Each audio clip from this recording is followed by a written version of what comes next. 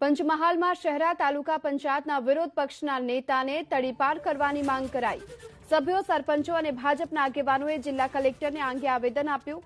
વિરોધ પક્ષના નેતા જેબી સોલંકી સામે કાર્યવાહી કરવાની રજૂઆત કરાઈ। જેબી સોલંકી સામે અનેક ગુના નોંધાયેલા હોવાથી કાર્યવાહી કરવાની માંગ કરવામાં આવી છે। પંચમહાલના શહેરા તાલુકા પંચાયતના વિરોધ પક્ષના નેતા જેબી સોલંકીને તડીપાર કરવાની માંગ સાથે આવેદન અપાયું। શહેરા તાલુકાના સરપંચો, તાલુકા પંચાયતના સભ્યો અને ભાજપના આગેવાનોએ જિલ્લા કલેક્ટરને આવેદન આપી જેબી સોલંકી સામે કાર્યવાહી કરવા માટેની રજૂઆત કરી। તેમનો આરોપ છે જેબી સોલંકી સામે અનેક ગુના નોંધાયેલા છે। સ્થાનિક વાતાવરણમાં સુલેહ શાંતિનો ભંગ થતો હોવાથી તેમની સામે કાર્યવાહી કરવામાં આવે। ગઈકાલે આ જ મુદ્દે જેબી સોલંકી આવેદનપત્ર આપી સ્થાનિક ધારાસભ્ય અને અધિકારીઓ સામે આરોપ કર્યા હતા। જો કે હાલ તો શહેરા પ્રાંત અધિકારીએ નોટિસ આપી છે।